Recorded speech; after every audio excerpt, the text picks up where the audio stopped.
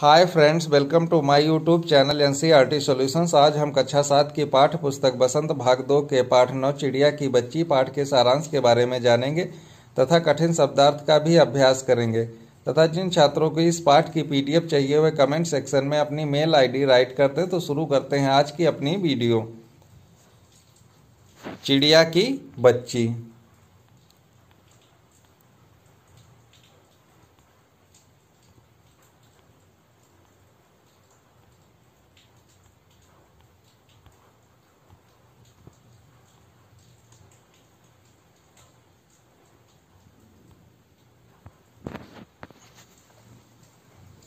इस कहानी में लेखक श्री जयनेंद्र कुमार ने आज़ादी के महत्वता और मनुष्य के स्वार्थी स्वभाव का वर्णन किया है। माधव दास बहुत ही अमीर व्यक्ति हैं।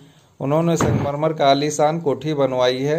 उसके सामने सुंदर बगीचा लगवाया है जिसमें फुहारा भी लगा था। शाम के समय कोठी के चबूतरे पर तख्त डालकर मसनद के सहारे बैठकर बगीचे की सुंदरता का आनंद लिया करते थे, परंतु उन्हें कुछ खाली सा लगता था। एक शाम एक चिड़िया गुलाब की टहनी पर आकर बैठ गई। उसकी गर्दन लाल थी, धीरे धीरे गुलाबी होते हुए किनारों पर नीले रंग थे। पंख बहुत चमकदार थे। उसके शरीर पर विचित्र चित्रकारी थी।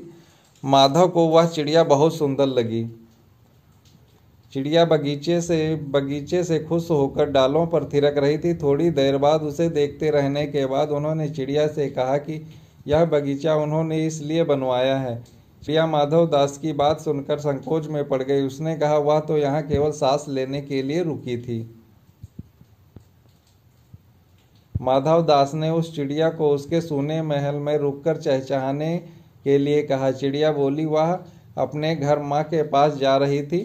वह अपने घर से धूप खाने, हवा से खेलने और फूलों से बात करने निकली थी। माधव दास ने रुकने के बदले चिड़िया को सोने का पिंजरा बनवाने की बात की। उसने चिड़िया को खाने के लिए मोती के दाने देने को कहा। चिड़िया उसकी बात सुनकर डर गई थी। वह कहती थी, माँ से अच्छी कोई चीज़ नहीं लगती। उसके पास माँ का बनाया हुआ घोंसला है, खाना है। वह अपने घर वापस जा रही है। उसकी माँ उसका इंतजार कर रही होगी। माधव दास उसे रोकने के तरह तरह के लालच देता है, परंतु वह नहीं मानती। माधव दास उसे कहते हैं कि वे उसके रहने के लिए सोने का पिंजरा बनवा देंगे, महल में मोतियों की झालर बनवा देंगे। जिस कटोरी में वह पानी पिएगी वह सोने की होगी। इस बीच माधव दास एक बटन दबा देते हैं। उसकी आवाज़ सुनते ही कोठी के अंदर से एक नौकर दौड़ता आता है। सेठ माधव दास उसे इशारा करके नौकर से चिड़िया को पकड़ने के लिए कहता है। सेठ उसे जानबूझकर रोके रखने के लिए उसके भाई बहनों के बारे में पूछता है। चिड़िया उसे बताती है उसकी 2 बहनें और एक भाई है।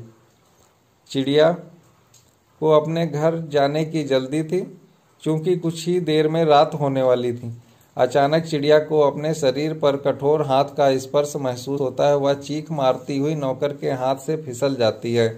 वह जल्दी जल्दी उड़ती हुई अपनी माँ के पास जा पहुँची।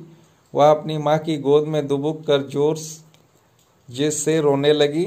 माँ ने उसके रोने का कारण पूछा, परंतु वह कुछ नहीं बोल पाती। वह अपनी माँ की छाती से इस तरह चिपक जाती है जैसे कभी अलग नहीं होगी। चलिए कठिन शब्दार्थ का भी अभ्यास करते हैं। सुहाना का मतलब सुंदर, व्यसन का मतलब दोष, अभिरुचि का मतलब पसंद, रकाबियाँ का मतलब तस्तरी, मसनद का मतलब एक बड़ा गोल तकिया, तृप्त, पूर्ण संतोष, विनोद, चर्चा, हंसी मजाक, स्याह, गहरे नीले, चित्र विचित्र, अजीबो गरीब, बेखटके, बिना किसी डर के, असावधान, निश्चिंत,